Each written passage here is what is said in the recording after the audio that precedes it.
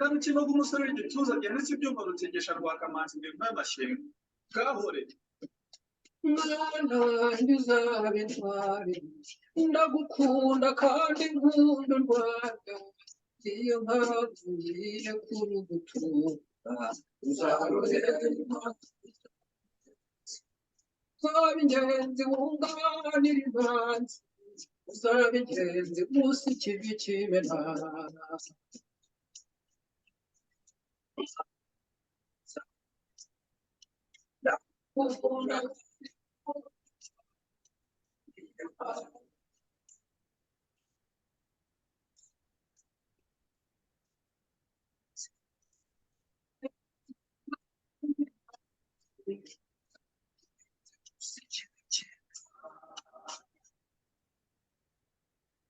ndabaramukije mwese abakurikiye radio televiziyo impinduka ndetse n'abakurikiye gatebuke mu kinyarwanda. Ngewe musanzwe munzi n'abandi ariko murabazi, nitwa Jean Bosco Twishyire hamwe, ubwo nabo babasuhuza. Ubwo reka duhere kuri Kerema. We sorry ntabwo nzi ko ijambo ryari ryanjye. Ndabaramukije, ni Kerema Mbabazi hano, nkaba ngushimira JBT, nshimira n'umuvandimwe Claude, turuhure muri kiganiro. Nizera ko tugira ikiganiro cyiza. Murakoze. Nanjye ndabasuhuje, nitwa Gatebuke, nishimiye kubana namwe Clement na JBT, kandi nkaba nishimiye no kubana n'abakurikiye iki kiganiro. Murakoze cyane. Ubwo rero duherukana ndi kumwe na Gatebuke kuri radio televiziyo impinduka, aho twakoze igice cya mbere. Igice cya kabiri ni iki, tugiye kuganira turi kumwe n'undi muvandimwe Clement. Twari tugeze hano havuga hati ese abapolitisiye ko bakora bakeneye umushahara cyangwa ko babona umushahara, abaharanira uburenganzira bw'ikiremwa muntu bo bakorera iki, ni igiki kibatera imbaraga? Ariko ntari naha Claude ijambo kugira ngo abikomerezeho, ndabanza mbaze Clement ko mu Rwanda usanga umuntu wese uvuze ibitagenda mu Rwanda bahita bamwita umupolitisi. Wowe wiyumva nk'iki, uri iki? Wabwira abadukurikiye icyo uri cyo, wiyumva nk'iki? Mbega ikibazo. Ubu nari nzi ko dutangira buhoro buhoro ku cyo tubwire uyumva nk'iki. ndabona ari bya bindi byo gukubitira mu mavi neza. Mu by'ukuri icyo ni ikibazo gikunda no kugaruka, ni ikibazo gikunda kugaruka mu Banyarwanda, si no mu Banyarwanda gusa, mu Banyafurika, ariko cyane cyane mu Banyarwanda, aho umuntu yibaza, sinzi impamvu wenda mu by'ukuri turanayizi, mu Banyarwanda ikintu cyitwa politiki ni ikintu kiri tabu. Ndibaza wenda na kera uko byari bimeze, ariko ubu ngubu noneho ni ibintu biti. Iyo uvuze ikintu kitagenda, nshobora kuvuga ni wowe JBT cyangwa Claude, ejo twahuriye ahantu tuvugana nabi, ubwo uri muri politike mbambaye umupolitisiye, kandi mu by'ukuri nta hantu bihuriye. Nuko ni ikintu cyo guconfusinga ibintu. Ikintu cyose uvuze utari no kuvuga no ku Nkotanyi, niba uvuze uti mu Rwanda ejo bundi nagiye za Musanze cyangwa se nagiye ku Gisenyi nsanga hari umuhanda wacukutse, ngo ubwo ubaye umupolitisiye. Sinese nibaza nese abantu bagomba kugenda ufunza amaso, bigomba kugenda bite? Nuko niho rero abantu bakora confusion. Ushobora gutanga igitekerezo cyawe ku bintu biri politike cyangwa se bitari politike, ariko utari umupolitisiye. Nuko rero ntiriwe nizimba amagambo, Clement ntabwo ndi umupolitisiye, ndi umuturage usanzwe wifuza imibereho myiza y'abaturage, ari byo tuvuga uburenganzira bw'ikiremwa muntu, kwishyura ukizana mu gihugu cyawe, ariko ntabwo nibona nk'umupolitisiye. Ntabwo bishatse kuvuga ko politike ari mbi cyangwa se igize gute. Ababibashije ubwo barayikora. Ngewe ibyo nabonye mbashije nkirimo no gukora ni kurwana ku burenganzira bw'ikiremwamuntu, aho umunyarwanda aho ari hose ku isi, by the way, atari no kuvuga uri mu Rwanda gusa, yishyira akizana, akaba yumva ko u Rwanda ari urwe nk'uko ari urw'abandi bose. donc iyo politike rero njye ntabwo ariyo yanjye mu gusoza njyewe no kurwanya uburenganzira bw'ikiremwamuntu ku mugani wa Claude avuga ngo uri igiki navuga ko ndi icyo kiremwamuntu kirwanira uburenganzira bwa bene wabo ubwo ndavuga bene wabo hatagira abantu bazabifata nabi bene wacu n'inyabutatu nyarwanda abahutu abatutsi abatwa. urakoze cyane. hajemo n'akandi kantu keza, ndi umuturage usanzwe, n'umuturage afite uburenganzira bwe bwo kuvuga icyo atekereza, nubwo ari ngombwa ko ujya guharanira uburenganzira bw'abandi ngo babe 5 babe 10 babe 1,000, nawe uburenganzira bwawe ushobora kubuharanira. Ukagenda wabona akantu keza ukavuga ati akantu ni keza ndagakunze, wabona ikintu kibi ukavuga iki kintu ni kibi ndagikunze. Rero intego y'iki kiganiro ni ukugira ngo tuzahindure ibikorerwa mu Rwanda, kubera yuko bigaragara yuko u Rwanda rukorerwamo ibintu tutifuza, abantu bifitemo ubumuntu batifuza, abantu batabona umwanya wo gukoresha bwa burenganzira bwabo, uburenganzira bwabo bavukanye, n'abashaka guharanira uburenganzira bw'abandi nabo ntibabone uburenganzira. Ariko na ba bapolitisiye navugaga, sinzi niba mu Rwanda bariya tubona ari abapolitisiye, donc tubita ingegera zambaye inyenyeri. Tunabonye n'abantu bahaguruka bagahaguruka atari ingegera zambaye inyenyeri, nabyo byadushimisha. Abaza ari abapolitisiye batagiye kwambara inyenyeri kandi ari ingegera. Ariko ntabwo nakomeza nanabajije ku mupira niko namwambaye. Njyewe aba ariko wera n'Ikizito Mihigo twatangiye twumva ngo umwana wanjye uzaba intwari, ubwo nanjye nicyo ngenda ngerageza kugera ikirenge mu cy'intwari, cyangwa nanjye kuba intwari ku giti cyanjye, atari ngombwa ko ngeze ikirenge mu cy'umuntu runaka. Ariko hari n'imipira ariko yanditseho ngo bucece revolution, ariko hagati nkabonamo inyuguti nkuru bishatse kuvuga yuko ari amagambo abiri afatanye. N'ubundi ijambo narisubiza Clement Gatebo cyabone gukurikiraho. Ibyo bucece revolution bishatse kuvuga iki? Nibaza ko ubu ngubu twari guhindura Claude akaba ari utangira, ariko kuko ni concept justement ya Claude bucece revolution, ubwo njye navuga wenda uko nayumvishije nyir'ubwite akaza kudusobanurira we uko yayihimbye n'icyatumye ayihimba. Kuri njyewe uko mbyumva bucece revolution ni ukumenya imbaraga dufite nk'abaturage, nibyo navuga mu kanya ndi umuturage usanzwe, kumenya imbaraga dufite nk'abanyarwanda, baba bari mu Rwanda baba bari hanze, kuko kugira ngo mbivuge neza wenda byumvikane neza, ni nko kuvuga ngo ntago uko akenshi abanyarwanda dukunda kwireba umwe kuri umwe, cyangwa se uyu muryango kuri uyu muryango, ariko igihe tuzabona ko nituramuka tugize gutya tugashyira hamwe nta kintu kizatunanira. Kwirirwa dutegereje ko ari bari abazungu bo muri UN cyangwa se ba hano muri European Union cyangwa na hehe bazadukemura ibibazo, dushobora gukorana nabo, dushobora kubifashisha nk'uko nabo batwifashisha. Burya buri muntu wese n'inyungu ze, buri muntu yifashisha buri muntu.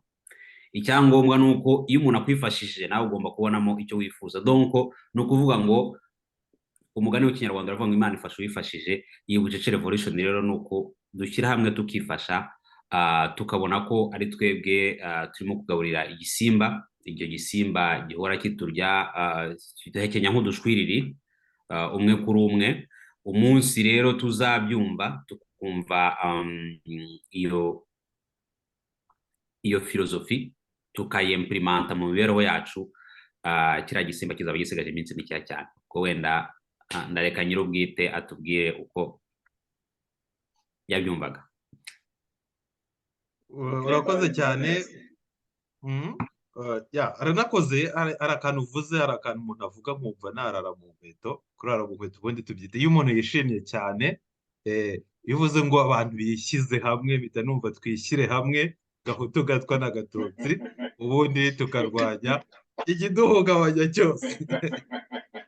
Urakoze cyane, urakoze cyane, utumye ngira ibyishimo. Umunsi wari waramutse nabi, ariko ndikubona urangiye neza. Gatebo, wagira icyo wongeraho kuri bucece revolution? Cyane Clement bivuze neza, avuze ibintu byo kugaburira igisimba cya nyamurya abana, cya nyamurya abantu, cya nyamurya abakecuru. Ntabwo ari ikirya abana gusa, ni nyamurya abakecuru, nyamurya abantu bakuru, nyamurya inkumi, nyamurya buri muntu wese, nyamurya ibicumba, nyamurya n'abenda gupfa cyangwa bakivuka.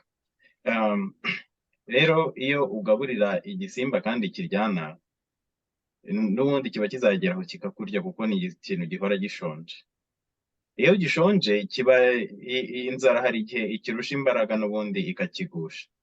Bucece revolution rero nyine ni ibyo ngibyo Clement avuze, ni ugufata imbaraga zacu tukazikoreshereza twebwe mu kwirwanaho. Izo mbaraga muri iyi minsi, muri aya mezi ashize, imbaraga ahanini twibandaho ni imbaraga z'amafaranga. Ariko ahantu bucece revolution yaturutse nuko hari abantu benshi urabona nk'ibi ngibi dukora. Ibi ni ibintu bigira akamaro cyane, bikangura abantu, bituma abantu basobanukirwa, abatari bazi wenda impamvu babayeho nabi cyangwa bari mu bukene, ibintu nk'ibyo. Ibiganiro birigisha, birakangura, bituma abantu bakanguka. Ariko hari abantu benshi bavuga ngo yewe sinajya ku mugaragaro nkamwe mwashyize inda ku musenyi nk'aho ngaho wicaye, twishyire hamwe ngo cyangwa ngo muri biharamagara. Yewe rwose ntabwo navuga, mfite famiye mu Rwanda, mfite ababyeyi, mfite abana, mfite impamvu, bafite impamvu. Noneho nkahora ntekereza, ariko bariya abantu ibintu baba bari kuvuga nibyo koko cyangwa ni icyuka? Baba bashaka kukubwira ikintu nyine kugira ngo bakomeze mbese bibereho, ntacyo systeme ntacyo batwaye, ariko barimo gushaka urwitwazo. Noneho rero bucece revolution ni nanone hari icyo kintu cyo kwigarurira imbaraga, hari icyo kintu cyo gushyira hamwe. Clement yavuze hari icyo gukoresha izo mbaraga zacu kugira ngo icyo gisimba nyine tukishishe inzara. Ikintu cyishwe n'inzara nta mbaraga kiba kigifite, ariko noneho abantu babikore mu buryo batagaragara. Ni ukuvuga, nkunda kuvuga ku bantu batuye mu mahanga, kutohereza amafaranga mu Rwanda, utajya muri Visit Rwanda, utagenda muri Air Rwanda, kuboyikota produits zituruka mu Rwanda, byaba ibiribwa, byaba imitako, byaba imyambaro, byaba ibindi, kubera ko ibyo byose ni ibintu byinjiriza leta amafaranga. Ibikorwa byose leta ikora, twatangiye tuvuga Kizito bamwica, Kizito abantu bamufungiye d'abord bwa mbere n'ubwa kabiri n'ubwa gatatu, kuko ntabwo ari kabiri gusa bamufunze, babanje kumufungira ahantu igihe bari bamushimuse. Bajya kumushimuta, ukeka abantu bamushimuse bahembwa? Reka tuganire, mugende munsubiza barahembwa kugira ngo dufashe abakora iki kiganiro no mu kugira ngo ibitekerezo mbese duhuze ibitekerezo. Kizito abantu bagiye abantu wenda bamugambaniye ntibabihembewe, harimo n'abariya baramube, ariko tuvuge abagiye kumufata, bamufata kuri feruje bakamujugunya mu modoka bakamutwara. Bariya abantu barahembwa. Guhembwa ni abakozi ba leta. Ni abakozi. Yes, barahembwa. Ibikoresho bakoresheje imodoka bamutwayemo inywa essence. Yes, yaba essence yaba diesel, antuka ntabwo igenda n'umwuka wera. ntabwo ari amazi bashize. None iyo modoka bayiboneye ubuntu. Yewe mu Rwanda nta nubwo bakora imodoka ngo babe barayikoreye, ahubwo banayiguze. Iyo wayikora nabyo bisaba ama-PS, bisaba kugura ama-PS. Ntabwo numvise ko hari ama-PS ya Volkswagen bateranyiriza mu Rwanda, ariko ayo ma-PS yaba yaturutse hano mu Budage. Ariko JBT bateranye muri Volkswagen, iryo soko, Volkswagen anyway, ni yindi topic. Dukomeze. None abo bantu bo ubwabo bakora ako kazi bararya, ibyo barya babibonera ubuntu cyangwa barabigura? Barabigura. Noneho ntuza bamushyizemo safe house, bamukoreyemo torture, iyo bayubatse n'amafaranga batanze. Barayatanga. Usuye ko aribwo ntangiye kumva aho biri kuganisha kuri bucece. Noneho ibikoresho bakoresheje byo kumugira, byo kumutorutira, babiboneye ubuntu? Byaguzwe amafaranga nohereza mu Rwanda. Dukomeze. Noneho imyenda bamwambitse muri prison ni ubuntu. Abagaride barinda prison ni ubuntu. imyenda bambara ni ubuntu, ibiryo barya ni ubuntu, abapolisi bamukubitaga ziriya nkoni yavuze bamukubitaga niba ari n'abapolisi cyangwa bari abaminisitiri n'iki, bo ntabwo bahembwa, byose ni amafaranga. Donc nicyo tumaze iminsi tuvugaho muri bucece. Iyo systeme ibintu byose ikora ari ugutorotira abantu. Kizito ni umuntu umwe, ariko abanyarwanda bakorera gutorotire ni benshi. Hari na Idamange, hari na Karasira, hari n'abandi benshi cyane, Cyuma, benshi. Donc hari wa mugabo Matuje, n'abandi John Williams baherutse kwica, John Williams bamaze kwica. Byose babikoresha amafaranga, ababikora barahembwa, ibikoresho bakoresha babyishyurira amafaranga, ibyo barya bari muri ako kazi ni amafaranga. Noneho rero badafite ayo mafaranga ntabwo babona abo bakozi bagabanuka, ibikoresho byagabanuka, bikagera n'aho bishira. Bucece revolution rero niganisha nanone kwima cya gisimba bya biryo Clement yavuze, kugira ngo cyicwe n'inzara. Bya biryo ni amafaranga twohereza. Ya mafaranga twohereza iyo agezeyo ntabwo tuba twayohereje abavandimwe, ariko icya mbere akora afasha leta y'u Rwanda ni ukubona amadevize bashobora gukoresha kugura za modoka, kuko nta modoka zikorerwa mu Rwanda. Bashobora gukoresha kugura amasasu yo kurasa abanyarwanda, yo gukangisha abagore muri Banyahe n'abagabo muri Banyahe bakabafata ku ngufu, yo gutera muri Kongo. Noneho ayo madevize niyo bakoresha ku masoko mpuzamahanga. Iyo tutohereje amafaranga babura amadevize, ntabwo bashobora guhaha mu mahanga. None iyo twohereje abavandimwe bacu amafaranga, cyane cyane nka biriya bintu by'amakwe y'ibitangaza cyane, aho umuntu buri bintu akajya kugura imitako yo muri ariya makampani y'umugore wa Kagame, abantu aho bavomye amazi nk'uko umusaza Matata yabivuze ubushize turi kumwe, nk'uko babivuze, ngo bakoreshe za filtre zabo, bibikira amazi yabo, bakajya kugura ayo mu Nyange Industries, bakajya kugura amata mu Nyange. Ubwo ni ingero ndimo gutanga. Baba bari kwinjiza amafaranga muri FPR, bakagenda muri amabisi ya FPR, byose baba barimo gutanga amafaranga, bari guhereza inkotanyi zabajomba iyo nkota, inkotanyi zizabajomba izo nkota. Donc ni uko nguko iyo bucece revolution utohereje uri hanze y'igihugu, ntiwohereze amafaranga yawe mu Rwanda, hari umuntu wabimenya? Ni bucece. Ubikora bucece ntawe ubimenya. Uri mu Rwanda ntugura ayo mata cyangwa ayo mazi y'Inyange cyangwa ibyo bintu by'ubucuruzi, cyangwa ngo ugende muri ayo mabisi. Bucece, hari umuntu wabimenya? babandi bavugaga ngo ntabwo bashaka kuza ku mugaragaro ngo kuvugira kuri YouTube, ndebe ko hari urwitwazo bagifite. Thank you. Ngicyo igisobanuro cya bucece, nta rwitwazo. Ubishaka arabikora. Ikindi cyiza cya bucece nuko ni ubushake, ni conscience y'umuntu. Umuntu niba ashaka kubohora abanyarwanda, ni ibintu bisaba sacrifice. Hari intuza umuntu nkunda cyane watumye njya mu buhirimbanyi bw'ikiremwamuntu witwa Frederick Douglass, yaravuze ngo ubwigenge, kwishyira ukizana, ntabwo ubihabwa, urabiharanira. Ubundi muri revolution isaba amaraso, ariko twebwe turasaba kwigomwa. Muri uko kwigomwa natwe turababara kubera ko tudashobora guha abavandimwe bacu amafaranga, cyane cyane iyo ari ibintu ubona ko bikenewe. Uretse ko hari ikintu duhora tuvuga, abanyarwanda ibi byose tubikora kubera ko tubakunda. Iyo nk'umuntu urwaye amerewe nabi cyane, cyangwa se umukecuru utishoboye n'iki, ibyo ngibyo ntabwo wahagarika kumwohereza amafaranga. Ariko ibintu byo gutunga abantu, umuntu akavuka, ukamwishyurira primaire, ukamwishyurira secondaire, ibyo nta kibazo. Kumwishyurira university, wapi, ntacyo bimaze. Noneho yarangiza ukanamutunga, ukamucyuriza ubukwe, ugakomeza ugatunga famiye, ugakomeza gutunga abantu. Ibyo bintu byo gutunga abantu nabyo muri revolution bucece ni ukubikuraho, kubera ko ni ibintu byinjiza amafaranga. Systeme ikomeza kwica n'uwo muntu wari utunze, bakazageraho bakamwica. JBT ni wowe wavuze ngo iyo injustice, ihohoterwa riri gukomanga ku muturanyi wawe, riba ririmo kugana iwawe. Aho ngaho rero twebwe dufite uburyo noneho dushobora gukoresha ibyo by'amafaranga, ari twebwe bari hanze, ari n'abari mu gihugu, cyane cyane abari hanze, kutagura ibintu biturutse mu Rwanda, kutajya muri vacances mu Rwanda, kutagenda muri Rwanda Air niyo yaba ariyo ya makeya.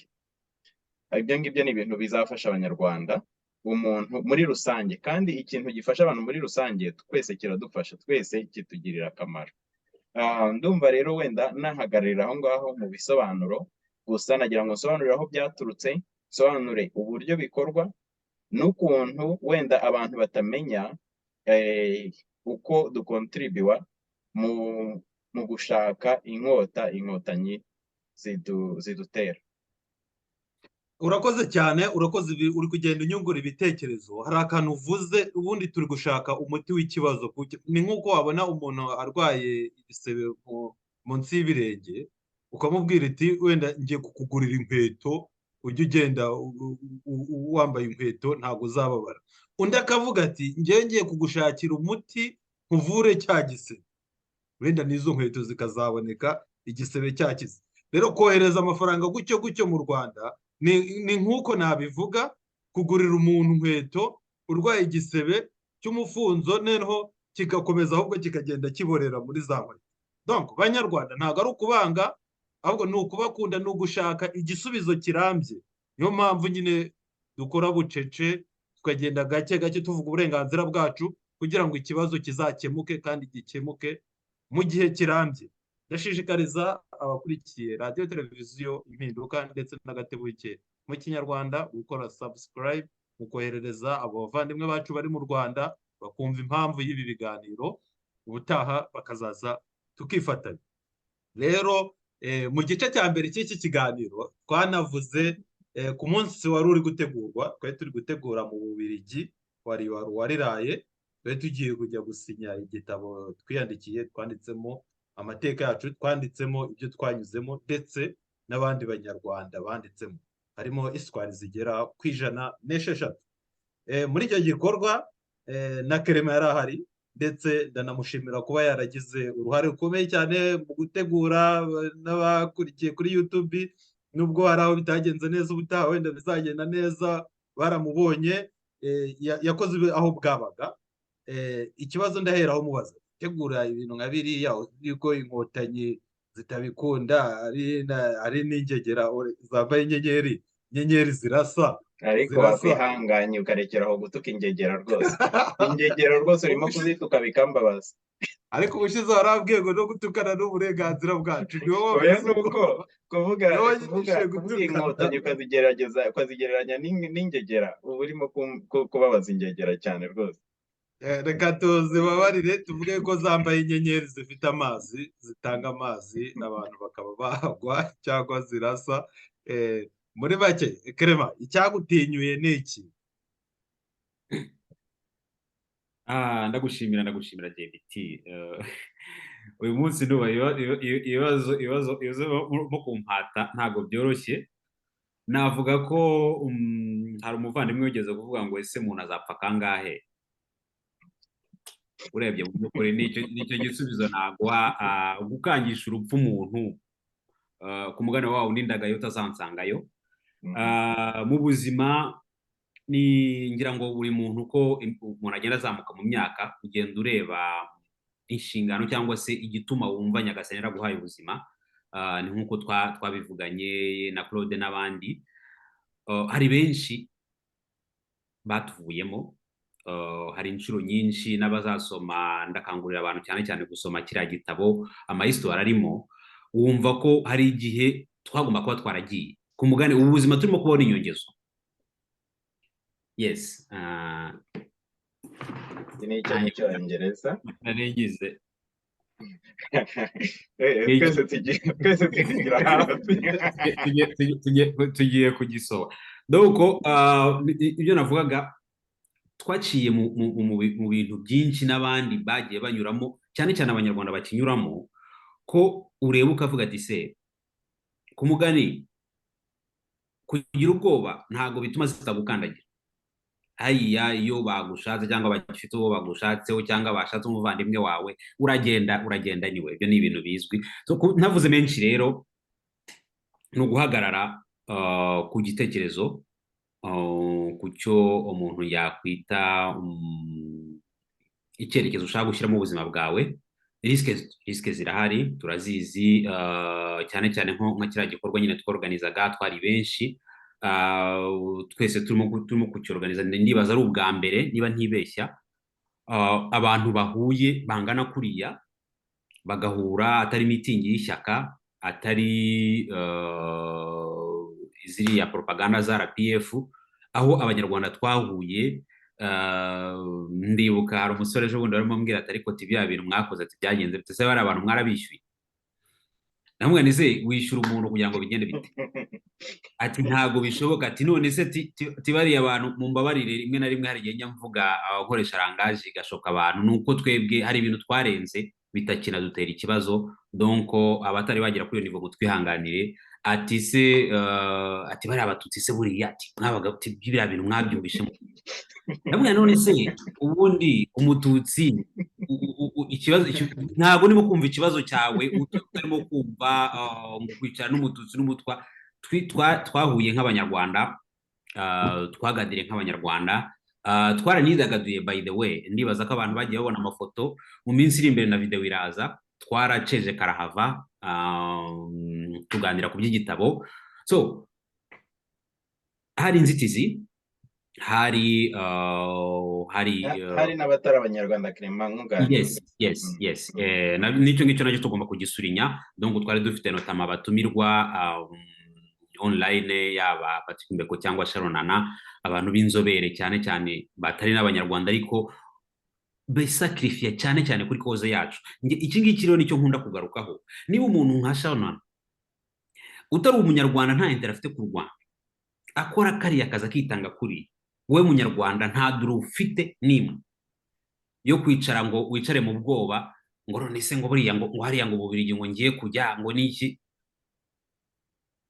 Twese niyo nzira, aho kugira ngo baravuga ngo wima amaraso igihugu imbwa zikayanywera gusa. So reka ne gukomeza kurondogora. Twari tubizi ko ari ikibazo, twari tubizi ko hashobora kuba sabotage, hashobora kuba danger, hashobora kuba iki, ariko no seulement ko twatinyutse, ribarura riraye, kandi niyo ntego yacu, kuvuga tudasabye uruhushya, guhura tudasabye uruhushya. N'ubwa mbere ariko ntabwo ari ubwa nyuma, tuzahura n'ahandi no mu bindi bihugu n'ahandi hose. Nuko abumva ko bibateye ikibazo bakenyere, kuko ubu noneho bigiye kuzaba gahunda iba kenshi gashoboka. Ntabwo bivuze ko twibagirwa abo tuba twatumiye, dufata precaution. Ibyo ngibyo nacyo nashaka kugisura inyabona, nicyo nashaka kurangirizaho. Dufata precaution, imyiteguro nk'iriya nicyo gituma ifata igihe, nicyo gituma ifata imbaraga nyinshi, kuko dufata precaution ku buryo n'izo ntore ndibuka Claude yari yabivuze, wenda buri ashobora kuza kubisubiramo. Igihe twatangaje invitation, twatangaje adresse, twatanze amasaha, twaravuze tuti niba nawe uri intore ni karibu, ni karibu. Abanyarwanda tugomba kwiga ko tugomba guhura naho tuba duhuje ibitekerezo, ariko in any case uwazaba yumva afite gahunda yo guteza akaduruvayo azamenye ko nawe azaba yiteguye. Ngayo nguko nibyo nabavuze. JBT, urakoze cyane. Hari ijambo uvuze ngo niba Sharonana yitanga kuriya, nta burenganzira dufite bwo guceceka. Umuntu ashatse yanafungiraho n'ikiganiro kikarangira, ariko reka twiyongeze iminota mike. Iryo ni ijambo rikomeye, nta burenganzira dufite. Reka nibutse abadukurikiye, bashobora kuba bari kwibaza impamvu twishimye gutya kandi turi kuvuga ibintu bikomeye. Ibi bintu dukora twasanze twisanga turi n'abavandi. Kwandika gutya histoire, ibyishimo nagiriye hariya mu Bubiligi mpuye n'abavandimwe banjye, sinzi niba nari nakabigira nagera muri ubu Budage. Tuzarwana twishimye, tuzatsinda. Bavuga kwishima cyangwa kwishima. Tuzarwana twishimye, tuzatsinda, kandi ntabwo tuzongera kugira igihugu nka kiriya, igihugu cyamenetsemo amaraso angana nk'ariya. Tugomba kwishyira hamwe. Muri twishyire hamwe harimo umuhutu, umutwa n'umututsi, ndetse n'abanyamahanga. Dufatanya muri bucece revolution barimo, Getebuke mu Kinyarwanda barimo, ndetse no muri radio televiziyo impinduka barimo. Izo ntore nazo zizaze, turazitumye, zizaza no kuri televiziyo. N'abanyarwanda nk'abandi ni karibu, kandi icyangombwa nuko umuntu gusa aba yerekana aho ari, ubundi nta kibazo rwose. ikibi ni ariko ugutandaraza. icyo ni ugutandaraza Cikamo kabiri. ahubwo uratubwira ko akayisari k'igikeri, ariko imbere y'uko ukatubwira mbabarire, hari ikintu nshaka kongeraho ku byo Clement avuze. Umuntu uvuga ngo abatutsi baje hariya barahembwe cyangwa iki, cyo ni ugusuzugura abatutsi cyane, kuko nanjye byarambabaje Claude, by the way. Umuntu iyo ni intervention iri muzambabaje cyane, kumva ko umuntu agomba ngo kwishyura umuntu n'agahinda. Anyway, go ahead, sorry. kandi noneho kuba ubunyangamugayo nta dini bugira, ukuri nta dini kugira, ubutabera nta dini bugira. Ibyo byose nibyo tugenderamo, tugendera mu kuri, tugendera mu butabera, mu gushyira mu gaciro, mu gushyira ubuzima bw'umuntu imbere. Ibyo bintu nta bwoko bigira. Muri aba bicanyi tuba tuvuga bose harimo abatutsi, harimo abahutu, harimo n'abatwa. Mu bantu barokoye abantu harimo abahutu, harimo abatutsi, harimo n'abatwa. Mu ba extremiste harimo abahutu, harimo abatutsi, harimo n'abatwa. Mu ba supremaciste harimo abahutu, harimo abatutsi, harimo abatwa. No mu banyakuri harimo bose. Twebwe rero kubera ko duhurira mu kuri, ntabwo dushobora kubura, nyine nta bwoko bushobora kuburamo. Ibyo ngibyo ngewe mpora mvuga ni ibintu ntigeze na rimwe ntekereza ko nibishoboka ko dushobora kuzagira ikintu dukora ntitwibonemo abantu bose. Niyo mpamvu iki gitabo kirimo amahistwari 106 y'abantu bafite inkomoko zitandukanye, baturuka mu turere dutandukanye, abo mu giturage, abo mu mujyi, ba mayibobo, aba ministre, niba nabita aba ministre, abantu bose, ari uwambara kositime, ari n'uwambara ikabutura icitse mu kibuno, buri wese mu Gatega no mu Bataba barimo. abo mu Gatega n'abo mu Bataba, ab'inyamijosi, n'abo muri Musanze, ab'Icyangugu, aba Gikongoro, hehe hose, abantu bose bibonamo kubera ko ukuri nta dini kugira. Donc icyo nicyo nashakaga kukivuga. Abantu rero hari ikindi kintu buriya abanyarwanda bibeshyaho, ntabwo abantu bahuzwa n'ubwoko cyangwa se uturere cyangwa iki. Hari ababikora, ariko abantu iyo bafite indangagaciro zijyanye, bafite principe na values bazihuje, abo ngabo nabo barahura. Nta nubwo birirwa ibyo ngibyo, nta n'umuntu bitekereza. Ibaze uyu muntu agiye kwinjira hariya ukabanza ukareba ngo ese uri umuhutu, uri umututsi, uri umunyenduga, uri umukiga, ahubwo se Claude, suri kutabisa wabibwirwa n'iki ubundi, wabwirwa n'iki umuntu icyo ari cyo. Thank you. Niyo ya mitekerereze mikeya, ubona umuntu ukamenya ko ari umututsi gute utamuzi, cyangwa ari umuhutu cyangwa ari umutwa. Niyo wabimenya ntiwamenya niba ise na nyina bose ari ibyo uvuze. Hari umuntu rero wanditse, wasize komantere, aravuga ngo Hutu power, kuri imwe mu mafoto twashyizeho. Noneho umuvandimwe wacu Sister Hortense, ndagusuhuje cyane. Nawe twari turi kumwe, narishimye cyane kumubona. Aravuga ngo gusa y'umoko yabonye hehe. Nuko noneho uwo muntu nyine atangira kuvuga ngo ubuze muri iyi foto hari umututsi urimo. Noneho dutangira kumubaza ati none se iyo ugiye gufata ifoto ubanza kubaza abantu ubwoko bwabo mbere y'uko mujyana mu ifoto. Nuko noneho Hortense hari aho yansekeje, aravuga ngo ariko ngo igihe wajyaga kwituma ngo witumye iby'ubwoko ki. Urumva nyine ubwenge bw'abantu batekereza gutyo ahantu buba bugeze. Anyway, ngewe icyanyuma ariko navuga kuri wenda si icyanyuma, biraterwa n'ibyo wifuza ko dukomeza kuganiraho JBT, ariko nanjye narishimye cyane kubona abavandimwe. Buriya twabaye abo tutari dusanzwe tuziranye, mwebwe twari dusanzwe turi abavandimwe duhurira muri bamwe Clement we tuziranye kuva kera turi abana. JBT twahuriye muri Ribarwa riraye, uretse ko twanahuye na mbere yaho. Ariko na bariya bose, bariya abantu baje, ukabona umuntu yinjiye, simuvuga amazina, yinjiye mu cyumba, abonye abantu, abonye koko babaho, akavuza induru, akirukanka, akazenguruka, agahobera abantu bose bari aho ngaho. Bamwe atanabamenya ko bateye uriya ninde.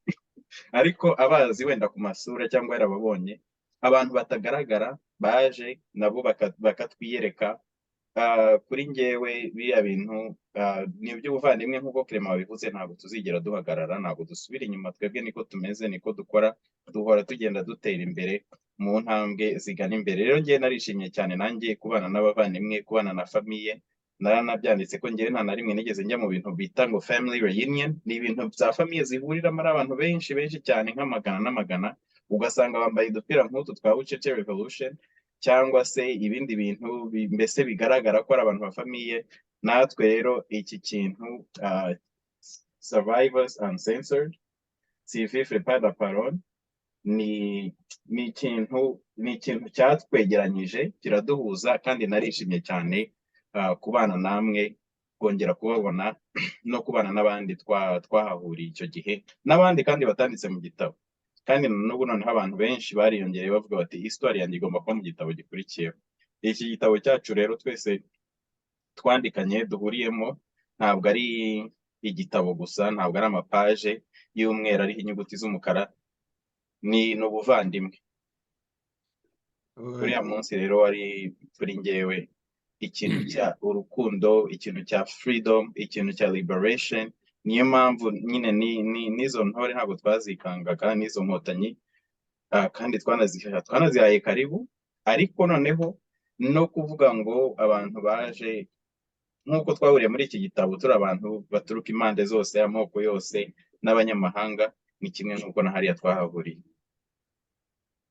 urakoze cyane arakana wavuze ngo bahute power, reka mvuge n'abatwa power, abanyarwanda power.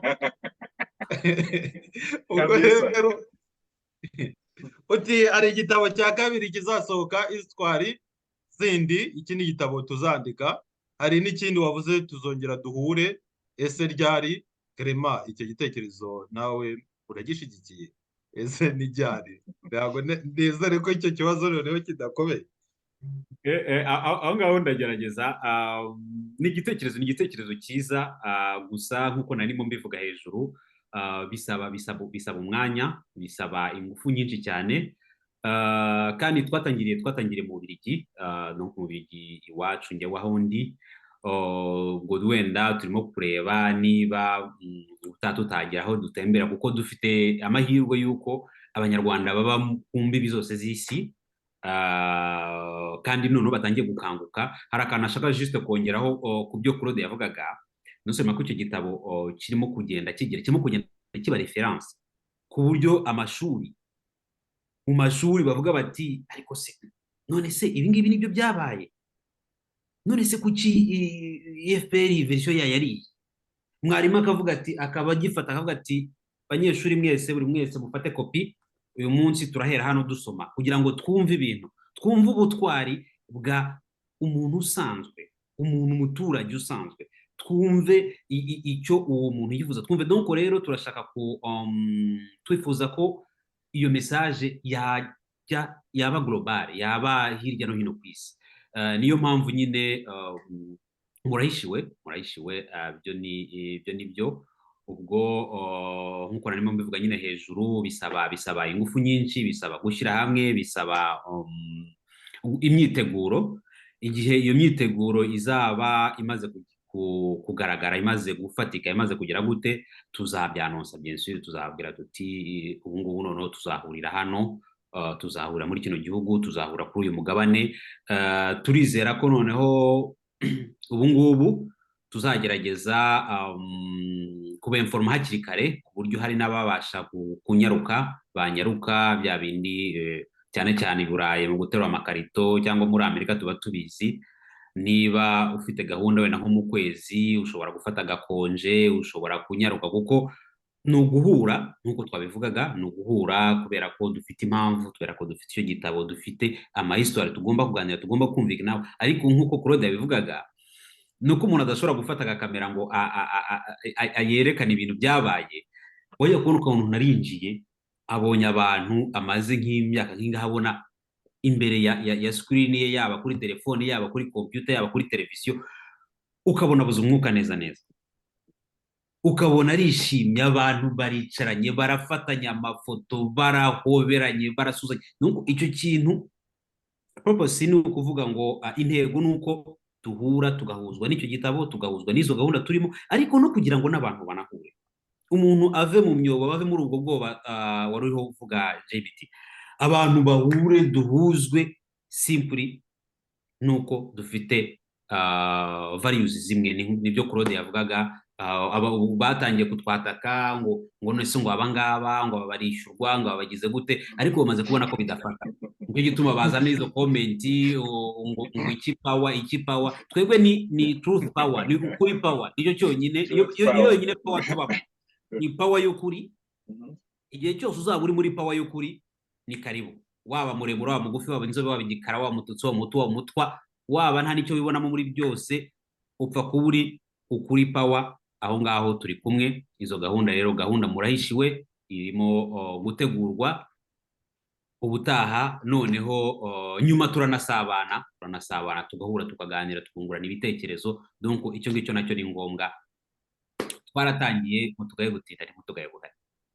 Urakoze cyane, nanjye nigizaga nkana, turafatanya twese dukora nk'abavandimwe ngo tuzakomeza. Niyo mpamvu nasetse icyo kibazo kiransekeje. Ikimbabaje muri iki kiganiro ni uko hari abandi bagenzi bacu nibaza byaba byiza noneho tubiganiriyeho koko ukuntu kuri kiriya gikorwa nabo turi kumwe, wenda JBT na Clement nimubyemera tuzongere tubigarukeho nanone, atari ukuvuga ku gikorwa gusa, ariko n'abandi nzi ko baza n'ibitekerezo byiza. Kandi urakoze cyane, ni karibu, baranadukurikiye, tubabariye kuba uyu munsi tutabamenyesheje kare, ariko ubutaha bazaze, nibanca amande ndayatanga nta kibazo, ariko ubutaha bamugani bazaze twese tuganire nk'abavandimwe. Hari ahantu wavuze uti abantu barasimbukaga bagahoberana, hari ibintu najyaga numva ngo u Rwanda ngo kera ngo inkotanyi zitari zaza ngo abanyarwanda bari babanye kuriya gutya na gutya, bari babanye neza. Ibyo bya kera nta n'ubwo ubu ntibikeneye. Abanyarwanda ntibagende babane kuriya twari tubanye. Kwa kundi abanyarwanda bagenda bishisha ngo barashiramo utuzi n'iki, umuntu yarambikaga ikirahure akagenda akahindukira akagifata cyangwa akanagihereza na mugenzi we. JBT sori kuguca mu ijambo, utavuze ko wafata gushita ugashituraho inyama imwe ugahereza n'undi agashitura. Namushikage zari zihari, ntabwo karashaka gushyiraho n'imishito yarasirikiraga rwose, nta kibazo. Ni preparation iba yakozwe kugira ngo bigende bityo, kandi iyo volonté irahari yuko duhurira muri environment iri safe, tukabasha gukora ibyo byose. Sorry kuguca mu ijambo, komeza ijambo. Oya, urakoze cyane, uranyunganiye, wongeyeho. Turi kuganira, turi kungurana ibitekerezo, ushobora kuvuga A ukavuga B, undi akavuga C, ibyo noneho bikabyara ijambo nyamukuru ni revolution. Nuko tugomba guha abanyarwanda bose biriya byishimo. Hari ushobora kuvuga ati bariya bari mu Bubiligi nta kibazo, bari kubyina, ariko ntago ariyo ntego, ntago ari ukubakina ku mubyimba. Reka mvuge gutyo, ikiduteranya ni ukugira ngo ibyishimo bigere ku banyarwanda bose, ni ukugira ngo tubakure ku ngoyi bariho, ugusikamirwa na buriya butegetsi bubi bubasikamiye bariya bicanyi. Hari akantu Claude yarambwiye mu kanya ngo cya gikeri n'iki twe turi nari kubuza abantu gutandaraza. Hari agatekerezo nigize gutanga k'igikeri cyari kigiye kigeze imbere, inzira imwe yari ijya kwa shitani, indi ari ijya ku Mana. Kirebye kwa shitani gisanga bari gukeza, kirebye ku ruhande ruriho Imana gisanga naho bari gukeza. Giti subundagana he, njya iburyo cyangwa njya ibumoso, kibura aho kigana, akaguru kamwe kigashira ibumoso akandi iburyo. Noneho babandi barakurura birangira.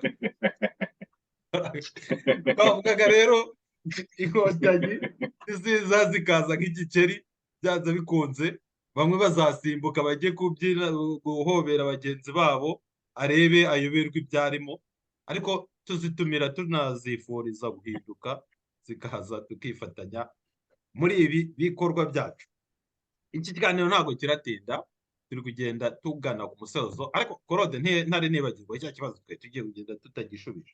Wowe wari uvuye no muri Amerika, ni kure, ntabwo ari kimwe nanjye wari uvuye hano Budage, ubwo ntahatinze nahagusize. Wowe ubwo bwitange bwose bwo kuva muri Amerika n'ibindi bikorwa byose ukora, ntabwo ari mu Rwanda gusa, uharanira uburenganzira bw'ikiremwamuntu ku isi hose, abenshi barakuzi. Ese uhembwa nande? Uhembwa iki? Wasanga uhembwa nka miliyoni 100 ku kwezi? nimvuga uko mpembwa bashobora kujya kubihagarika. Ariko ubwitange, umbajije ibibazo bibiri nyine. Ubwitange, ubu bwitange ni ukubera iki? Icya kabiri, mpembwa nande? Icya mbere, icyo cy'ubwitange ni uko kuri njyewe mbona ko twese twavutse, iyo umuntu yavutse, ikintu cyonyine ufiteho garanti ni uko uzapfa. Noneho iyo uciye ahantu, iyo ubonye nk'iyo uri ku muhanda ukabona nk'umuntu arimo guhohotera akana gatoya, urahagarara cyangwa urakomeza ukigendera, ukipfuka mu maso ukagenda nk'aho nta kiri kuba? Hari abantu rero, abantu bafite guhitamo, twese dufite amahitamo, guhitamo kugira neza cyangwa kugira nabi. Ubwitange buriya hari ikintu nkomeza kuvuga ko ibi bintu dukora ni ibintu biri spirituel, kandi esprit yacu yaje kugira ngo iyi si uko twayisanze tuzayisige, tuzayigire nziza igihe duhari, n'abo tuzayisigira tuzabasigire isi nziza kurusha iyo twasanze. Iyo rero ukora ibintu spirituel, nkunda kubivuga, ntabwo ubura imbaraga, ntabwo ubura n'ubushobozi. Buri gihe ibyo bintu ntabwo ubura za source zo kugira, zo kugufasha kubikora. Ubwitange bwanjye rero navuga ko kuri njyewe mbona ko ni inshingano ya buri muntu. Hari abavuga ko ari umuhamagaro, njye ntabwo mbyemera ko ari umuhamagaro. Njye numva ko buri muntu afite inshingano y'uko niba ubonye ikintu kimeze nabi uragikosora.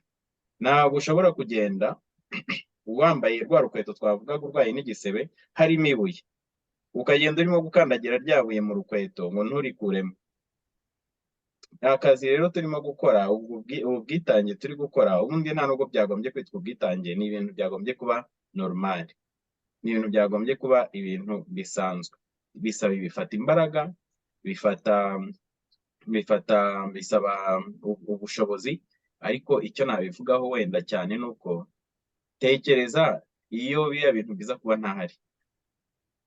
Iyo biriya bintu biza kuba ntahari, ibyo nari kuba ndimo byose nari kumera nka wa murokore wariye ku nyama batekesheje byeri zimuryoheye, aravuga ngo na bya bindi nari ndimo mbivuyemo. Nanjye rero ibyo nari kuba nasigayemo nari kubivamo.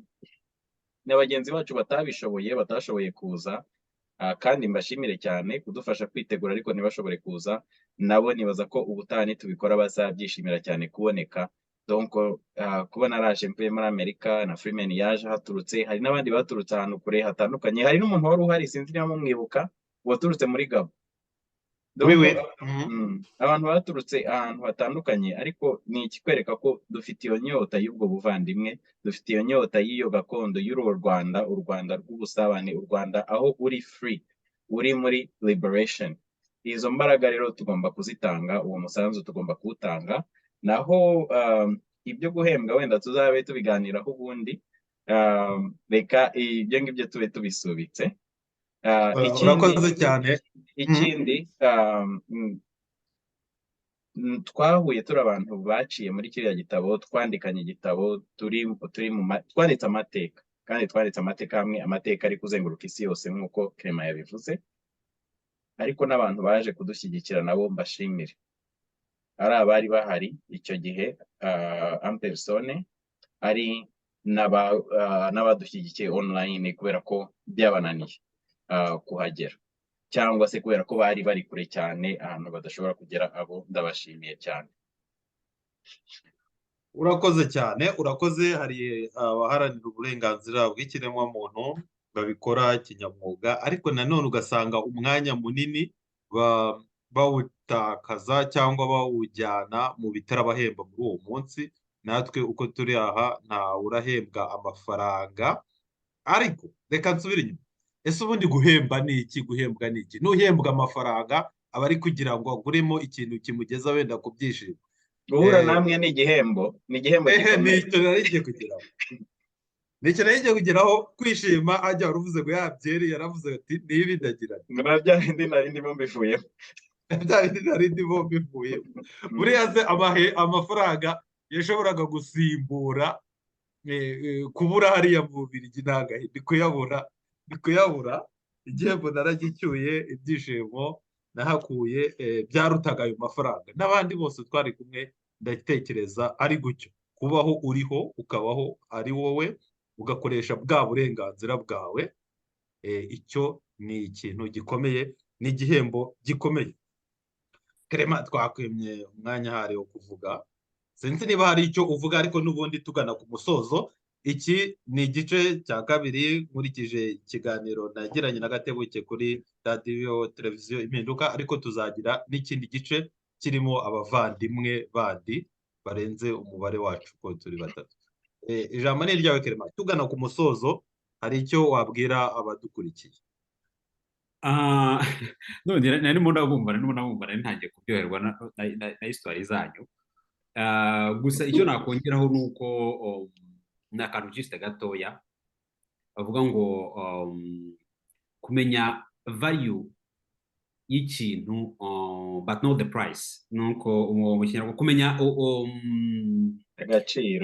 agaciro, kumenya agaciro k'ikintu ariko atari igiciro. Sinzi, ndimo gushaka kubishyira mu Kinyarwanda cya nureba iyo kigurwa, kureba agaciro gifite akamaro menyera akamaro.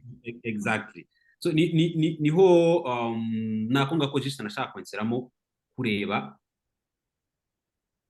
icyo kintu iyo urimo kukigeraho, iyo urimo kureba agaciro k'ikintu utareba igiciro, kuko igiciro gishobora kuba ari igiciro kingana gutya, ariko ugasanga agaciro k'icyo kintu, umumaro w'icyo kintu utageze aho ngaho. Donc mu by'ukuri rero nishimira ko turi benshi twabonye icyo kintu, twabonye ko ibyo gukora kwigomwa, twabonye ko gukora izo sacrifice zose bifite impamvu, kandi nk'uko wabivuze, uhembwa no kubona abo bantu. Sinzibagirwa mbabarire niba arimo kumva natubona ntavuge, nari naravuze ko ntazabisubiramo. Umama yarampobeye, amarira aza mu maso, nanjye narigize urutare, ntabwo nshobora kubabeshya. Nanjye franchement, nanjye ndagira hamwe ati iyo nicaye ndimo kubareba ndavuga nshobora gutaha nta kibazo, kuko nzi ko nataba mwebwe abari inyuma, u Rwanda twifuje muzarugeraho. Ntago nzi kereka wenda ibaye Aston Martin, ariko nayo ntago nzi imodoka wampa ishobora kundutira iryo jambo. Byanteye ikibazo kubera ko ni Claude ujya umbwira ati ugomba kumenya ko ibyo dukora bifite valeri kandi abantu bayibona. Rimwe na rimwe rero hari igihe ntabirealiza, kuko akenshi wenda twabaga tubikora kubera ko tuziranye, kubera ko turi groupe dusanzwe n'ubundi dukorana, ukaba wumva ko atari ibintu bihambaye. Ariko iyo umubyeyi ungana nk'uko mama ari kuba angana, cyangwa se nyogokuru, cyangwa se iki, aje atakuzi akagusanga mu bantu agenda yekarita akaguhobera gutyo, urwo rukundo rw'umubyeyi, icyo cyubahiro cy'umubyeyi, singiye kubabeshya, byabaye ngombwa ko nikungura ndavuga ni kamwe mfite reputation hano muri kino gihugu, atazagira umuntu umbona ungwa gitumo gutya ameze. Ariko iryo jambo ry'uwo mukecuru naramubwiye mukecuru, ntago nzabivuga rwose, ntago uzagire ko nuza nayigendeyeho, ni essence, ni moteri nagendeyeho kugeza amagingo aya. kandi nibaza ko nzagenderaho no mu gihe iriwe cya kiganiro cy'ubutagize gitangira ikiganiro cy'ubutagize gitangira nongeye gusuhuza abakurikiye radiyo televiziyo impinduka ndetse na gatebuke mu kinyarwanda. Uruje ni Janti yaravuze ati reka nze mbasuhuze, ntabwo turatinda yashakaga kudusuhuza ubundi tukazakomezanya mu kiganiro cy'ubutaha. Gusa nawe turamushimiye, nanze kumushimira mutamubonye, ubwo nibyongera kumukundira arongera adutere yambu, ndumva ari hafi, arongera adutere yambu ubutaha, noneho tuzabe turi kumwe birambuye. Umwanya reka radiyo televiziyo impinduka mukomere mumbabarire, ibikoresho biri kwanga, ntabwo biri byenesitare. twari twabivuzeho kare turi kuba tuti byari kuba byiza iyo tuba turi kumwe n'abandi biganiro tumaze kugira, ariko JBT na Clement twese twemeranyije ko tuzafata ubundi mwanya nanone tugakomeza tugakora ikindi gice. Ikindi gice nzazamo wenda, ariko ntacyo n'ubundi turakomeza aho dukomereza aho twari tugeze. Clement sinzi niba wibuka aho wari ugejeje. mwambaye neza se, njyewe ibintu mwantunguye, nanjye ndagafite agapira nari kukambara ucecereza. ubutaha bagutunguye kandi dusabye imbabazi. Dusabye imbabazi kuba twagutunguye, nabwo ni ubutwari. Turagushimira kuba uje kudusuhuza nk'abavandimwe, ni ubutwari. Dushigaje n'iminota 15 tugasoza, ariko iyo minota 15 dareka Clement arangize ako yari ari kutubwira, ubundi ikibazo urasubiza n'ubundi n'ibijyanye n'uriya munsi twari turimo wari wariraye. Uriya butwari ukurahe? Ni igiki kigutera guhaguruka ukajya hariya ukavuga amateka yawe ugashishikariza n'abandi kuyavuga? Clement, ubwo Yes, ubwo narimo mvuga iby'uwo mama, ariko ndibaza ko no kwinjira kwa Urujeni mu kiganiro gutya nabyo byerekana ibyo twavugaga. Ndibaza ko sinzi niba abantu barimo kubirariza, turi saa 4 z'ijoro, ntago abuze ibyo yari kuba akoze, ariko n'icyo kintu, iyo dedication, icyo kintu cyo kuvuga tuti gahunda ni izacu, icyo twifuza tugomba kugikorera. Nta yindi motivation, nta yindi motivation cyangwa nta yindi. Nuko narimo mvuga rero byo mu mama, byo mubyeyi, mbabwira iyo story y'ukuntu yankujije cyane, ko ari nacyo gituma tuvuga tuti ubyuka mu gitondo ukavuga ati voilà, ino gahunda igomba gukorwa, ibintu tugomba kubishyiramo ingufu zose zishoboka, izo sacrifice twavugaga, izo ngufu zindi umuntu atazi naho zituruka, kubera ko umuntu yabonye Claude niba tubwira ngo za modoka zitangwa essence, natwe essence yacu tunywa naho ngaho tuyikura mu bantu turi kumwe, mu bantu dukorana, muri abo bantu badukurikira, cyangwa se nabo duhura tukeshanja. Ubwo naba mpaye ijambo Eugene nawe akagira icyo atubwiraho. Murakoze. Urakoze Clement, urakoze. Ikibazo niki kibintera, mbongewe wenda nahera kuri njye. Nakuze mbona ibintu bimeze nk'iby'akarengane, nakuze muri famiye ivanze, nakuze mbona mama batamwubaha nk'uko byagombye kugenda, kubera ko yari umututsikazi washatse mu bahutu. Après donc namenye ubwenge, noneho mwenye ubwenge mu ntambara bari kwica abatutsi. Nyuma yaho tuba mu Rwanda rwabohotse, niko ntavyita ngo u Rwanda rushya, nabwo mbona akarengane gakomeye. Mbese nakuze ari ibintu mbona cyane, nkabona ni ibintu biri so unfair, ku buryo ibintu by'abanyarwanda nakuze ari ibintu bintusha tout le temps, nkagerageza kubyirengagiza, kureba ku ruhande, ariko bikangarukamo buri gihe. Donc ku buryo uburenganzira bwa muntu cyangwa abanyarwanda barengana ni ikintu kintusha. Ntago navuga wenda ibintu biri très personnel byinshi, ariko ni ibintu numva aho babikora hose mba numva nakwinjiramo nkabafasha, ariko ntabwo ari bose twumvikana nanone. hari abafite ideoloji numva icyo gihe ndasuiva ndumva ari ibyo. urakoze cyane, twahoze tuvuga duti icyo tugamije ni uko abanyarwanda bava mu kaga karimo, buri wese agakoresha uburenganzira bwe. Twe turuvuga ngo guharanira uburenganzira bw'ikiremwamuntu ni ibintu umuntu yakagombye kubavukana. Umuntu ashobora no guharanira uburenganzira bwe. Icyo nicyo tuba tugamije, ko abanyarwanda babana nta n'umwe ukandagira undi. Uvuze n'ibintu byinshi, twavuze abahutu, tuvuga abatwa, tuvuga abatutsi, tuvuga yuko twese turi ibinyabutatu, twishyira hamwe turi abahutu, abatutsi n'abatwa muri bucece, twese turimo.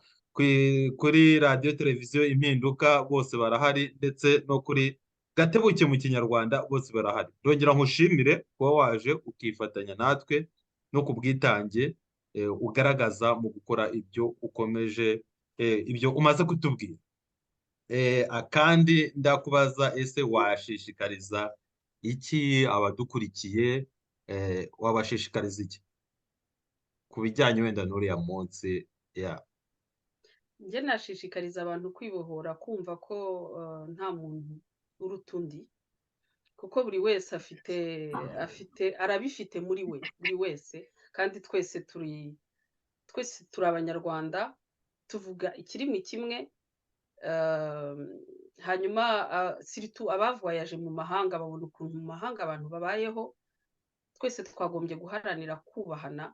Ntabwo ari ngombwa wenda gukundana, ariko kubaha mugenzi wawe, ukamwubahira icyo ari cyo, ukamwubahira na kapasite afite cyangwa intelligence, simbizi. Wenda ndi kuvuga nk'ibintu bya discrimination mu kubona akazi cyangwa mu kubona imyanya. Umuntu yagombye kubona akazi kubera kapasite abifitiye, apana kubera icyo ari cyo, cyangwa ngo nuko ari mugenzi wanjye cyangwa iki. Nuko abantu bagombye gushishikarizanya kandi no gutezanya imbere, apana kubera aho bavutse cyangwa aho bakomoka, ariko kubera kapasite. Kandi abanyarwanda benshi bazi ubwenge, donc dutezanyije imbere gutyo, muri ubwo buryo ntekereza ko twazagera ku bumwe twifuza. Uravuze ngo tugomba kumva ko twungana, numva nigize kamara, ubundi ndi kuvuga njyenyine, nkubaza njyenyine niba hari ufite nawe icyo yavuga. Nta kamara, twese turangana. Nanjye reka mbaze, kubera ko twabivuze kandi ijambo urebye twari twaryihariye cyane. Wagize neza nawe uraza udusanga hano Rusheni. Hari ibintu uvuze ukagira ngo wari urimo kutwumva, kandi iki kiganiro ntabwo kiri live. Nubwo si ibyo mwavuze, nicyo kibazo. Mfatiyeho mugejeje. Hari ahantu twavuze, Clement yavuze ko nyine duhujwe n'ukuri. Hari n'abantu bamubajije ngo ariko ngo abatutsi baje ngo mwarabaguze, ngo mwarabishyuye muri kiriya gikorwa, ibintu nk'ibyo. Ikintu rero uvuze, iyo filozofi nyine y'uko umuntu abona akazi, amashuri, abona ibintu kubera ko yabikoreye, abona ibintu kubera ko ibyo bita meritocracy. Natwe nibyo tugenderamo, ni ukuri. Iyo uri mu ukuri nta dini kugira. Meritocracy nta dini igira, donc nta vangura. Umuntu iyo akwibonamo, iyo abyibonamo, araza ukamwakira. Iyo atabyibonamo nabwo aragenda, nabwo ukamusezera cyangwa se ukamureka akagenda. Icyo kintu cyo kwensista ko ukuri ari ukuri, ni ubona kizamarira icy'abanyarwanda. Cyane cyane twatangiye tuvuga n'indirimbo indirimbo ya Kizito niyo yatangiye ivuga ngo umwana wanjye uzaba intwari. Kizito ni umuntu wishwe azira kuvuga ukuri. Hari n'abandi benshi, twavuze Ntwari Williams, twavuze abantu bari gutoretirwa nk'aba Idamange n'aba Karasira n'iki. Urabona ko ahanini abantu bashobora kubigira urwitwazo bavuga bati abanyakuri barabizira, kubera iki ngomba kuvugisha ukuri? Ubona ukuri kuzamarira icy'abanyarwanda? Ukuri mbona kuzabohora abanyarwanda, kubera ko nyine ibinyoma nibyo byatuyobeje. Ibinyoma nibyo byajyanye muri jenoside. Ibinyoma nibyo bikomeje gutuma abantu bangana, no guhishahisha cyangwa no kubeshyerana. Mu by'ukuri uko kuri niko kuzabohora abanyarwanda, njye niko mbibona, kubera ko meme intambara yateye ibikomere byinshi cyane kugeza na n'ubu. Ariko rero ikiriya gikorwa twakoze, mwari muri kuvuga niba numvishe neza ngo abantu babajije ngo kubera iki hari abatutsi baje twarabishyuye, yego ngo twarabishyuye. Donc abantu babaza ibyo bibazo, ngewe ndibaza ko batasomye igitabo, bazabanze deja bagisome barebe ko mu ma histoire arimo nta triage yabayemo, harimo abantu batandukanye. Umuntu wasomye icyo gitabo wese azahita abona ko nta vangura ririmo. Ushaka kuvuga kwibohora, kuvuga ibyo yanyuzemo mu ntambara, mbese intambara yarabaye, bamwe bahabwa ijambo, niko nabivuga. Ntabwo mvuze ko ari bibi, ni byiza kwibohora, ariko hari n'abandi basufiye noneho bakabacecekesha kugira ngo batavuga ababagiriye nabi. Ni ukuvuga inkotanyi, abo bizishe ntabwo bashaka ko bagira icyo bavuga, ibyabaye muri Kongo ntabwo bashaka ko bivugwa, kuko nyine bibagira les criminels, ntabwo bashaka ko bivugwa.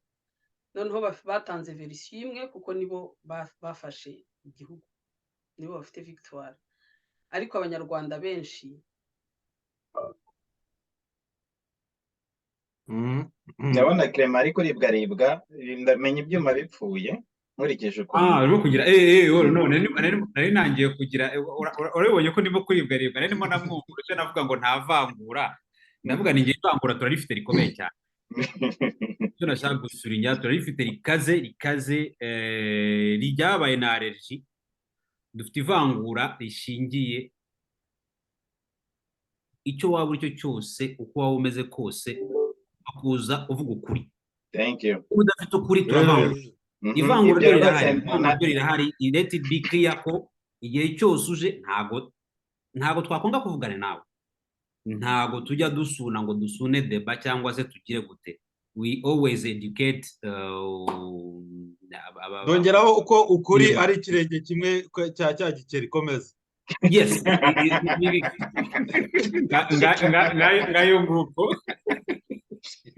Ngayo nguko doko ni iryo vangura niryo ryonyine rishingiyeho, niyo valeur yonyine fondamentale nacyo umuntu asabwa, kuko ari umusore wonyine nayibonye mu gitondo, ntago namusubiza mbabarire, ntago ari uko nanze kumusubiza, arimo amaze ati se washaka ko mutajya mubona abantu gute, murokirita gute, mugira gute, ndamwe ariko ntago turi ishyaka, ntago turi iki, icyo duhuriyeho nuko duhuriye ku kuri, valeur yacu ni ukuri.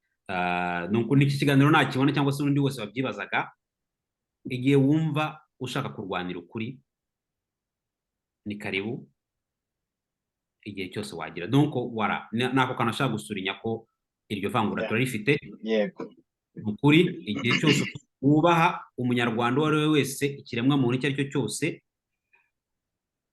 ntago bishatse kuvuga ko ugomba gutekereza kimwe nkawe cyangwa ugomba kubona ibintu kimwe nawe. No, urashaka ukuri kandi urubaha, wubaha umuntu ibitekerezo bye, ukamwubahira let it be clear ko n'abajya babyibaza, natwe rimwe na rimwe hari igihe tutabona ibintu kimwe, ariko ikintu cyonyine gituma tubasha gukora nk'ikirori twakoze, cyangwa se tubasha gukora nka za rebaruraye imaze imyaka n'imyaka zikorwa, n'ibindi bikorwa bindi wenda bitagaragara, bucece revolution n'ibindi. Iyi mpamvu tubikora ntabwo ari uko dutekereza kimwe, ntabwo ari uko tubona ibintu kimwe, nuko dufite indangagaciro imwe, ukuri n'icyubahiro.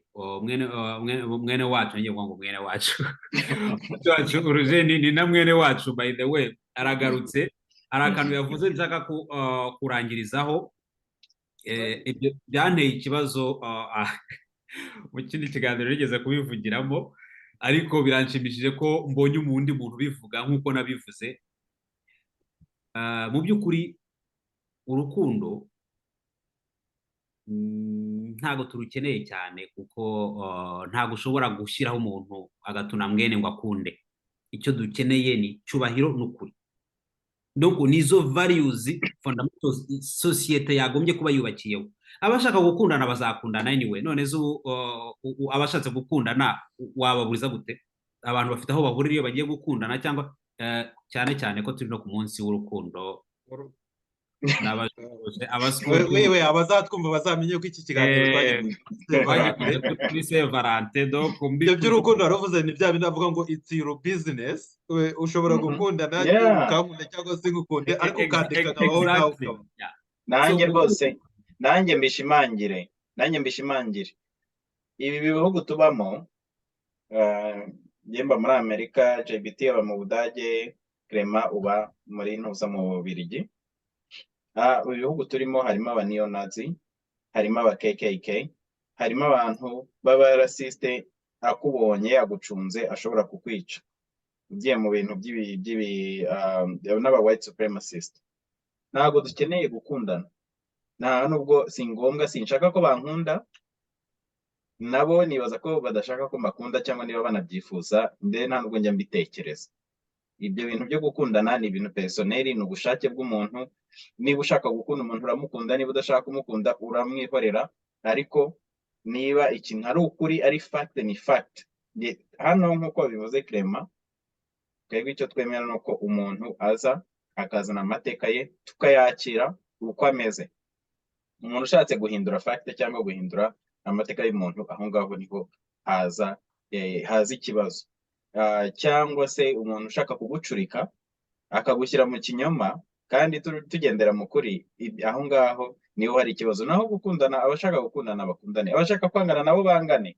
Ko ibyo byose, igihe cyose uburenganzira bwa muntu bwubashywe, ntacyo bitwaye. N'ubundi ntabwo abantu bose bazakundana.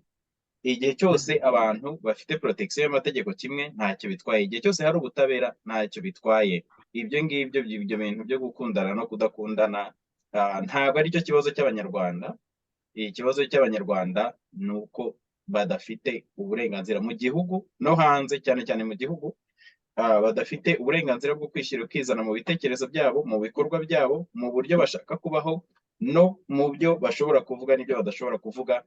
Noneho ubundi abantu bakaba barengana, bazizwa ubusa, bahohoterwa, ntihagire ingaruka ku babikora. Icyo nicyo kibazo Abanyarwanda bafite, ni ikibazo cy'uburenganzira, ntabwo ari ikibazo cyo gukundana cyangwa kudakundana. urakoze cyane. Ndasubira kuri ka gajambo n'ubundi Urujene yavuze ati hari abibohoye ariko bibohora bonyine. Nategereje nsanga uku kuntu atari no kwibohora. Iyo ukoze wenyine, ahubwo bishobora kwicira imigozi yo kwiboha. ni ukwizirika, ahubwo ni ukwizirika, ndibaza. Yes, ni ukwizirika ku kibombe. ni ikibombe kandi ndi kubona kiri hafi guturika. Bamwe cyaragiye no kubaturika. Urujeni, Oui, Karame, désolé, connexion yari iri kwanga cyane, ariko ubu ndabona bibaye sawa, ariko ikiganiro kirarangiye. Ubwo ndibaza ko icyo ubutaha nzaba niteguye kurushaho, nanjye nambaye nk'abandi, kandi nta kibazo. Wambaye kontoni, twese tuzaza twambaye iniforume. Ariko reka nibutse abakurikiye Gatebuke mu Kinyarwanda ndetse na radiyo Impinduka, radiyo televiziyo, ko ibi twambaye ubundi ntabwo ari cyo cy'ingenzi twambaye. Icyo twambaye cy'ingenzi ni ukuri. Cya kindi twabaze tuvuga ni ukuri, niko twambaye, niko duhuza. Mu kanya Clement amaze no kuvuga ati twebwe tugira n'ivangura, turavangura, dukeneye abafite ukuri. ni ivangura rikomeye cyane. Ibyo ngibyo bigomba kumvikana ko kandi ukuri kwa nyako. Hari abantu bakunze kuvuga ngo uko ni ukuri kwawe, ukuri kwa uko ni ukuri kwa naka, ngo na naka afite ukuri kuri b'ibice bingahe. Ibyo ni byo, ukuri ni kumwe, ntabwo ari ibihumbi ijana, ntabwo buri wese afite ukuri kwe. Iyo ngiyo tuyigeresije, ahubwo wibutaha muri za abariyo tuzajya. Icyo kintu cyo kuvuga ngo ukuri kwawe ni nk'uko waba urimo kugenda mu muhanda, wahumeka ukavuga ngo uhumetse umwuka wawe.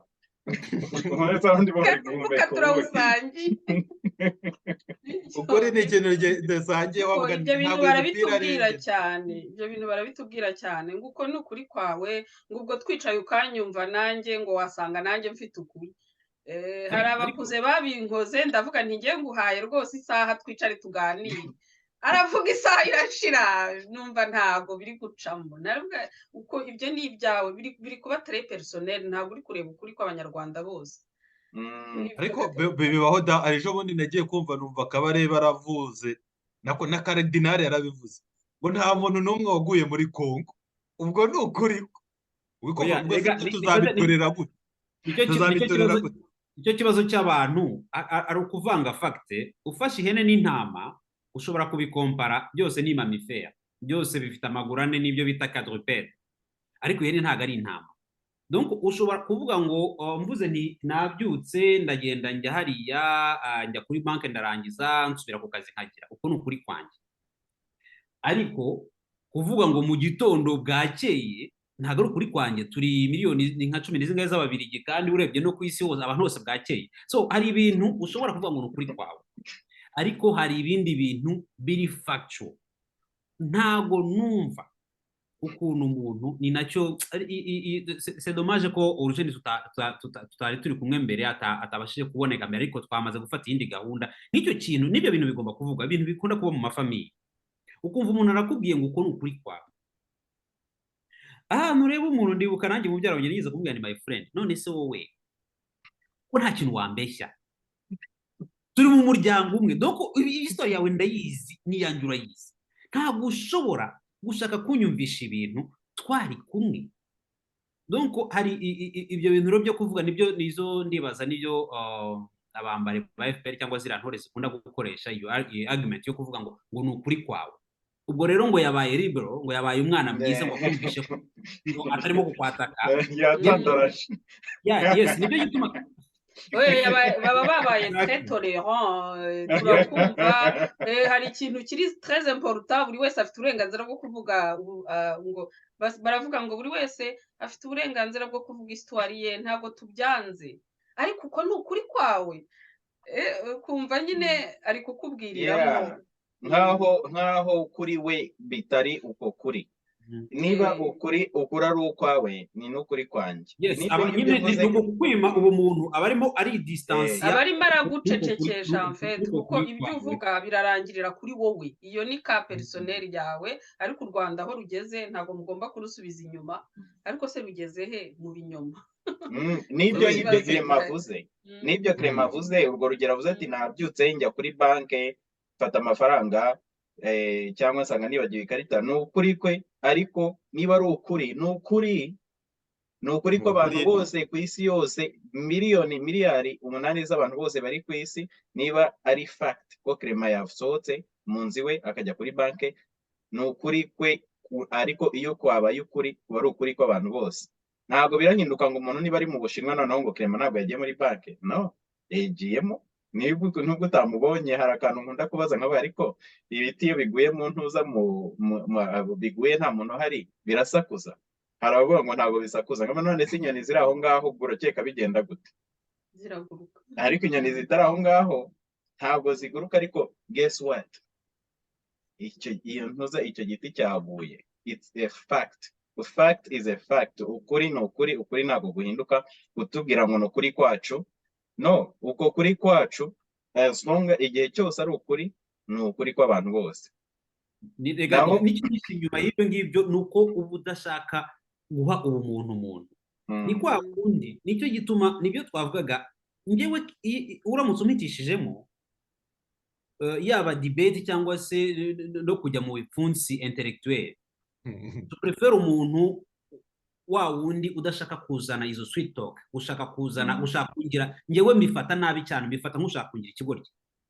Nanjye prefera I prefer ko umbwira uti hari umusore wigeze kumbwira ngo urumva ngo abahutu bapfuye ngo muri 94 ngo ni collateral damage. Naramubwiye rero, wumva wa musore, niba ushaka ko abantu bazabana mu mahoro, ngewe hagati yanjye ni umuntu tuziranye, turahura, turasangira, ansura, ndamusura kugeza amagingo ye. ariko icyo gihe yabimbwiye naramubwiye nti my friend,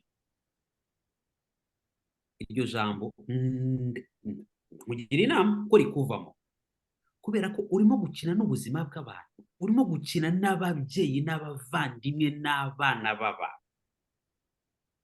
Iso yari umututsi yishwe 94.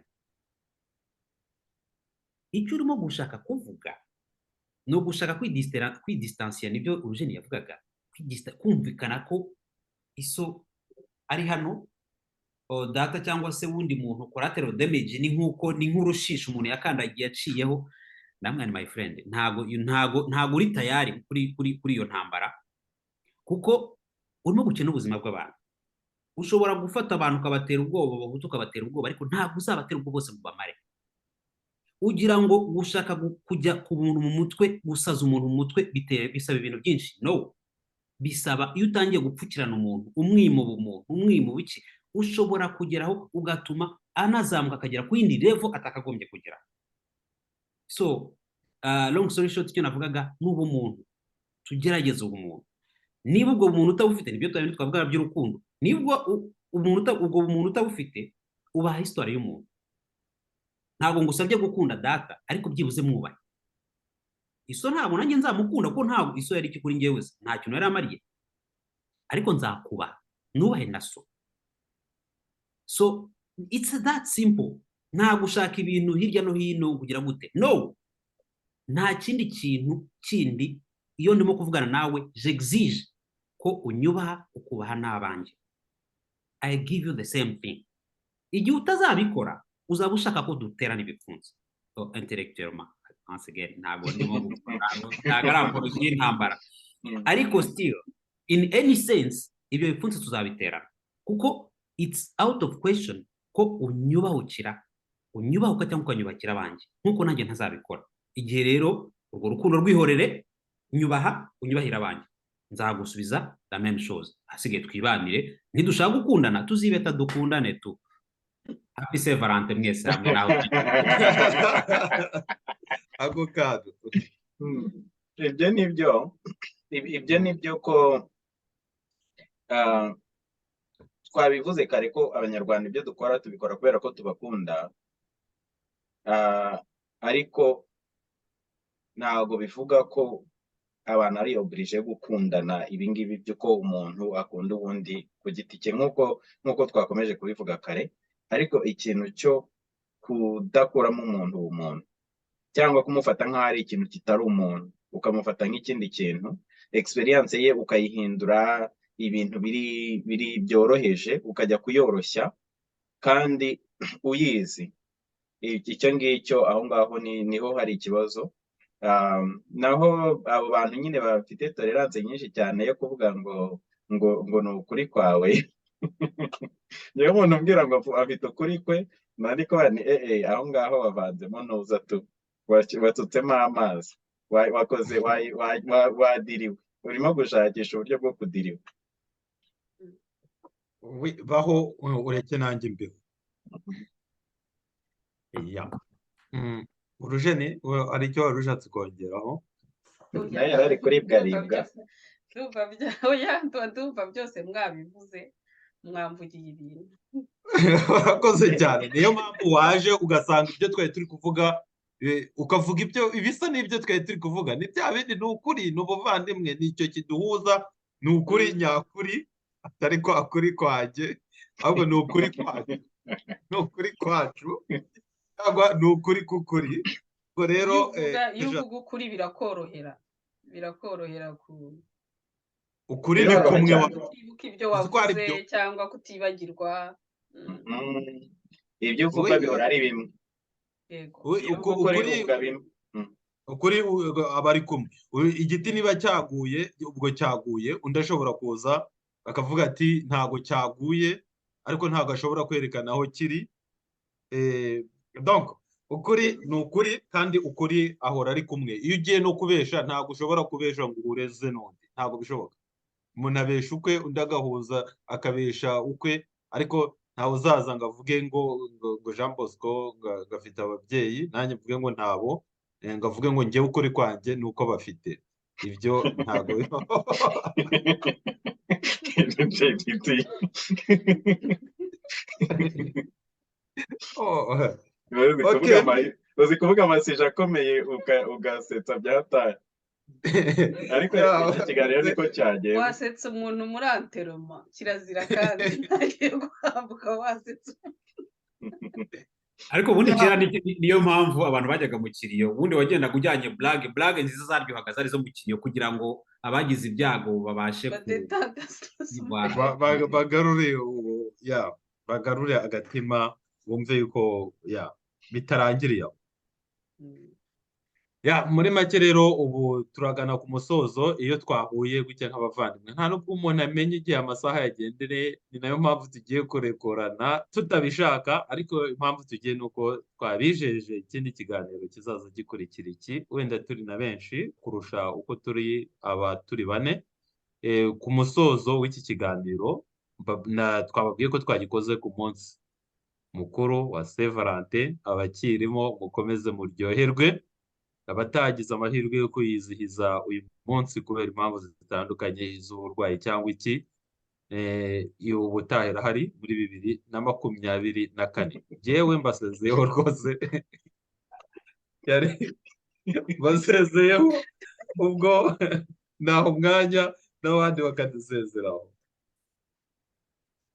Nanjye wenda reka nshimire abakurikiye iki kiganiro, nshimire abo twabanye kuri iriya tariki twaganiriyeho ya 28 z'ukwa mbere. Abantu benshi bavuga ko ari ibintu byabahaye imbaraga bazamarana n'umwaka wose, nanjye nuko.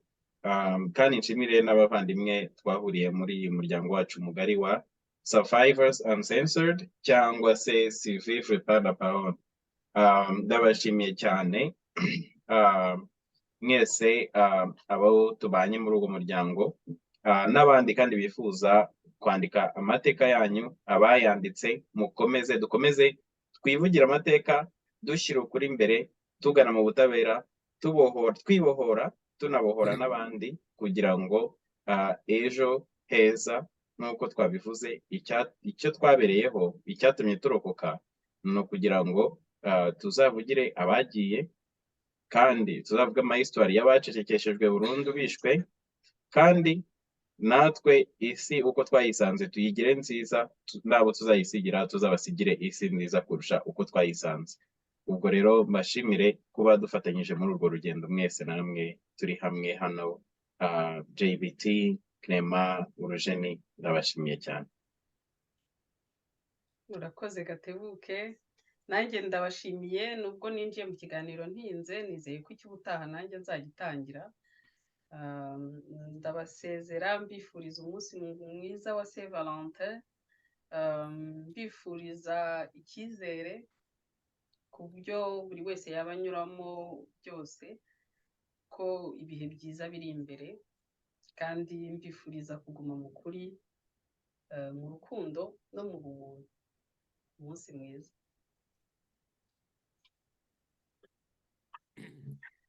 nkaba nanjye mbashimira, mbanje gushimira mwebwe twabanye, Claude, JBT, Urujeni muri kino kiganiro cyari cyiza, twongeye gukorana ibitekerezo. Nkaba nshimira abazadukurikira, kandi nshimira by'umwihariko ntari nabyibagirwa abo twari kumwe muri ya gahunda yo kuwa 28 Mutarama mu Bubiligi. Vraiment ndimo kureba mu minsi izaza, nifuza ko igikorwa tuzateganya kizaba kizarusha hariya kuba cyiza. Voilà, nkambakangurira kudutera ingabo mu bitugu, kuduha ibitekerezo rimwe na rimwe mu bishakiye.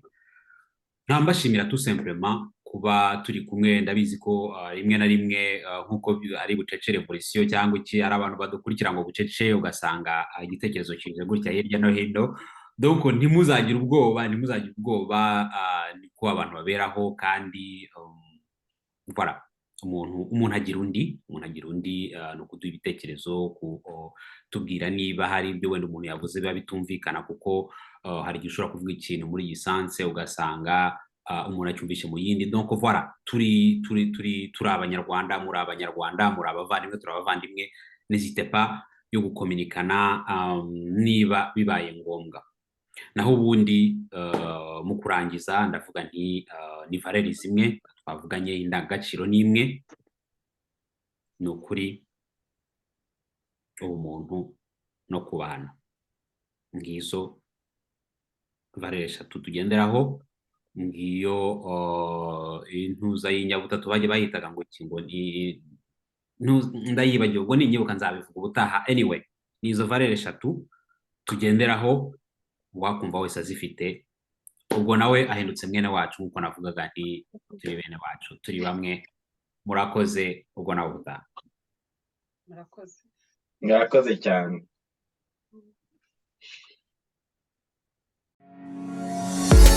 Thank you.